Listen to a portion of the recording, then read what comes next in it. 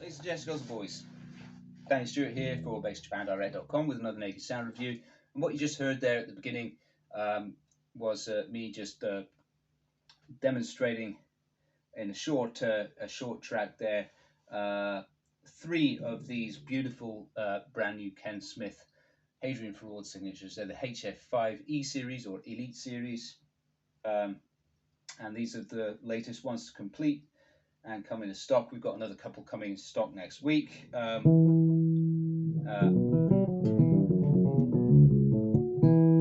I'm just in the video you heard them in various settings, although it was very short. So I'm going to give a little bit more detail about the instrument, the instrument's build, and future plans as far as I know them, and a little bit more on the rear pickup as well.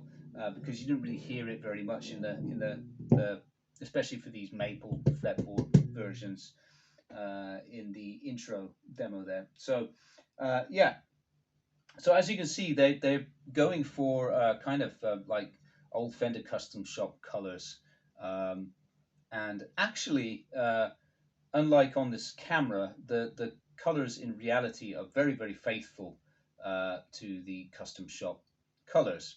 Like for example, right now this probably looks, on this camera, it looks a little bit too blue. This camera tends to overcompensate blues, so it's much more muted in reality. It's what you would expect a seafoam green to look like, a perfect seafoam green. And same with the Fiesta Red. On the camera it looks more like a fire truck red. It's too red and not orange enough, but it's actually more orangey in reality. So the shell pink, though, it kind of, yeah, that's accurately represented in the by the camera. But yeah, these cameras are not very good. Like for example, that Bossa over there, that looks like a cherry burst. It's actually amber burst. So this camera is really overcompensating the reds. So yeah, sorry about that, but there's not much I could do about that on the camera settings as it is. So I'm just going to tell you about it.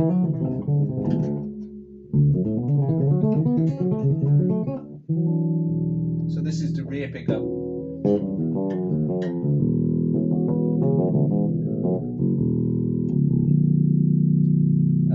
And that's with the bass and mid boosted. That's your mid, that's your bass. So, you know, it's the Hadrien Feraud signature, and, you know, he loves to have a nice, creamy rear pickup tone, doesn't he? And it sounds fantastic, especially when he's taking solos. It's wonderful. And yeah, you know, you can roll the treble off, just have the bass a bit boosted, and that's the tone you get. Add the treble. It's still very quacky. It's got a lovely quack because the rear pickup is very close to the bridge. It's actually a little bit closer than a traditional 70s rear pickup position. However, the front pickup is much further back from the neck than a traditional jazz bass. So yeah, it's got a unique sound, that's for sure. And yeah, as usual, the fit, uh, craftsmanship, finish, the fretwork, it's all perfect. Um, it's There are no flaws. The material quality, this maple is gorgeous, absolutely stunning maple. Um, and the body is ash. It's probably in 3 pieces or 2 pieces. Usually with the Ken Smith burners, it's just the same way that they used to build them back in the 90s.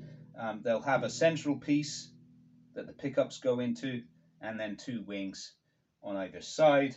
And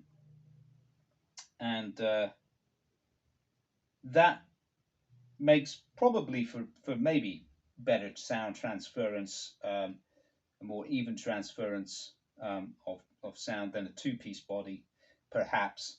I don't know. It's a very small discrepancy, I believe. But anyway, that's maybe one advantage to it. And as far as stock goes, I think I mentioned I've got another couple coming in next week.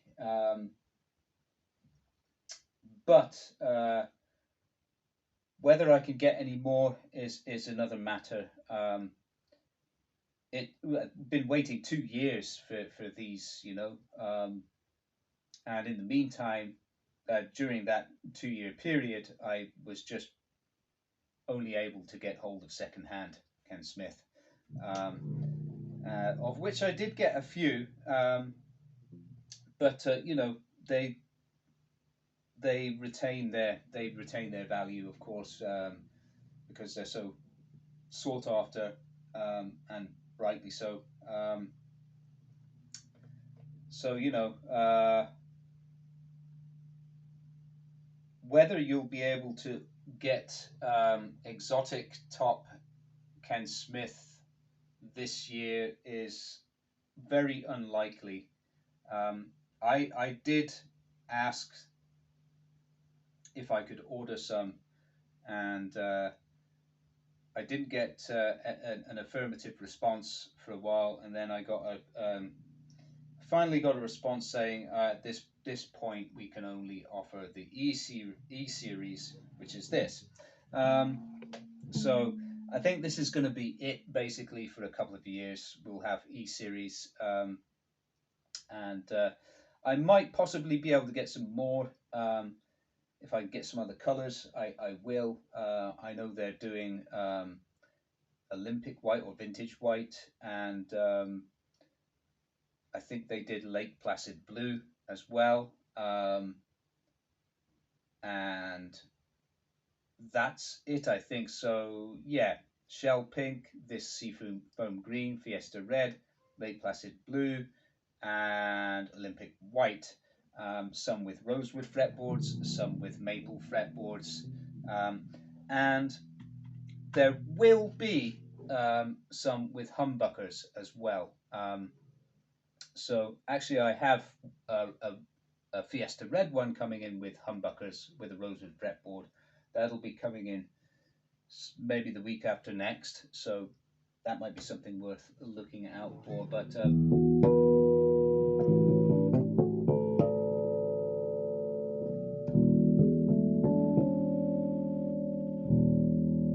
But yeah, really great, great stuff as usual.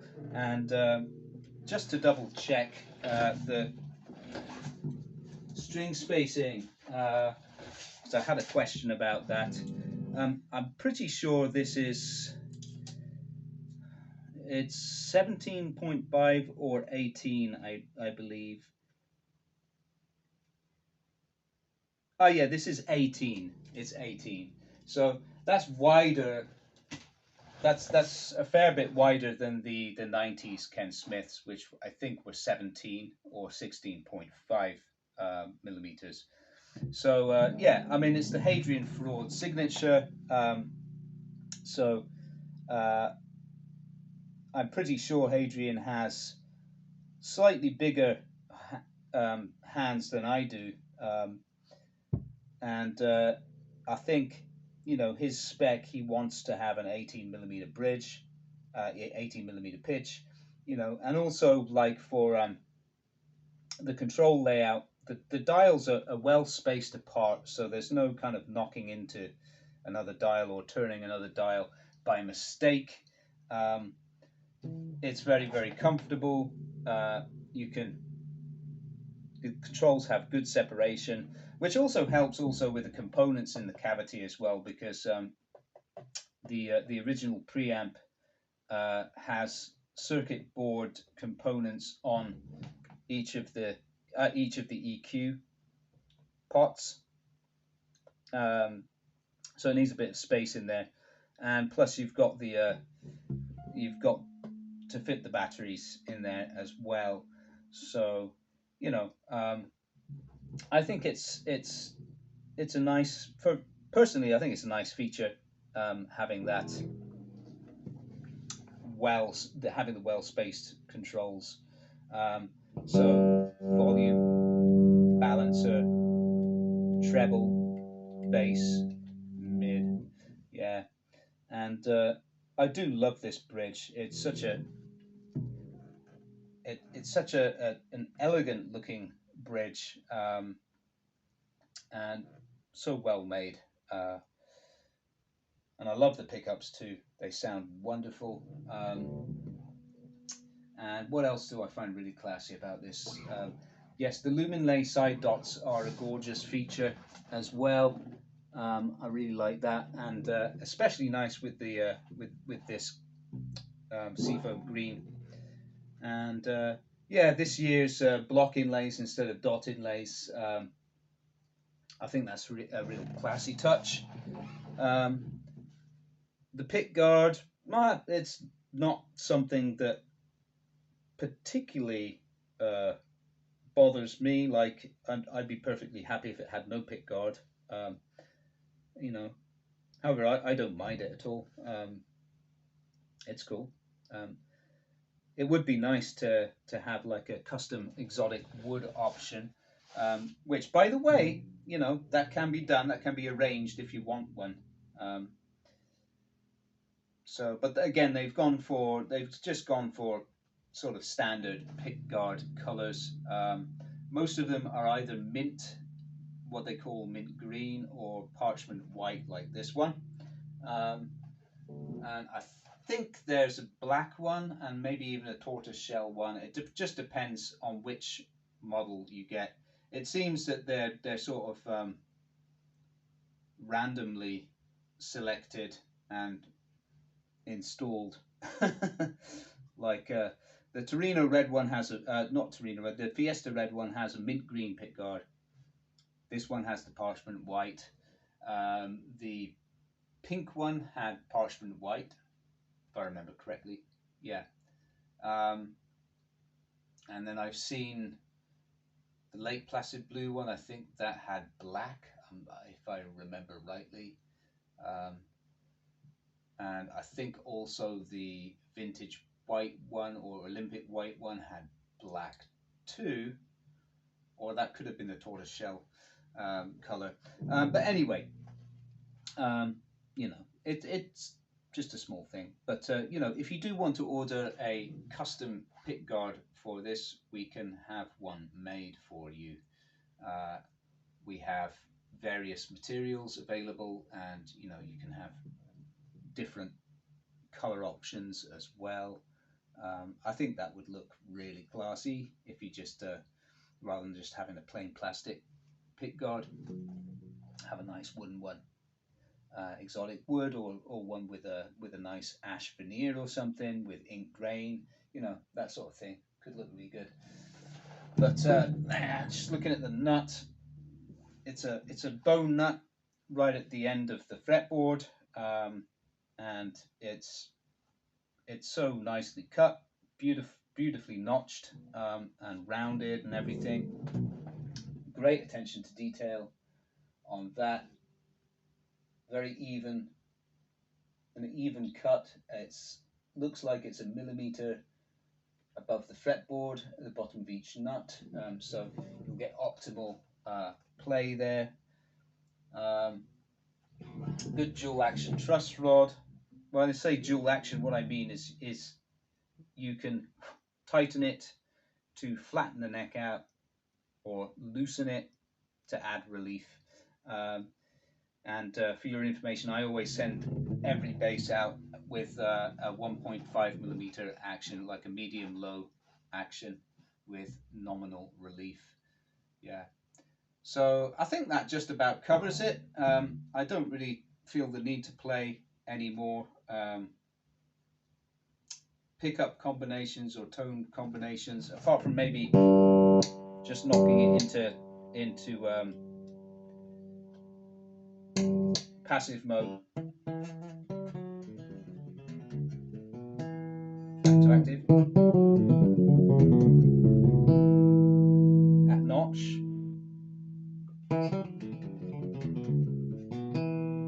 Sorry. That's at notch. Passive. So at notch you've got maybe it's not very much, maybe a decibel or something boost, and then full up I guess it's probably 3 or 4 decibels boost there.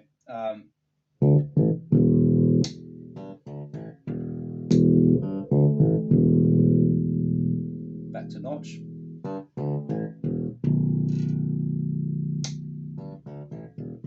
Yeah. Back to full. Yeah, something like that. But yeah, what a sound. And these just record so beautifully. Like every Ken Smith that I've had through with the original preamp has sounded just phenomenal on recordings. I've got a bunch of stuff actually that I have to complete and release. But yeah, I mean, these sound pretty much consistent with the 90s builds, you know, except that you have the added mid control. However, you could get basically the same sound on the 90s version if you just tweak the knobs just right, or cut the treble just enough. But yeah, this having this mid control, I mean, I guess that's Hadrien Feraud's feature. That's what he wanted, to be able to dial in that creamy rear honk that he uses so effectively in his play. Yeah. Anyway, enough of my waffling, guys. Thanks a lot for watching. If you want to order one of these, we have a few in stock. You can find them as linked, and I'll see you again in the next one. And don't forget, if you find my videos useful or informative in any way, don't forget to like and subscribe. If you have any questions, feel free to ask in the comments, or get in touch through my website or on Facebook or Instagram Messenger. That's fine. Those are probably the best, actually, as I'll respond quickest. So, yep, that'll do it. I'll see you guys soon. Have a good one.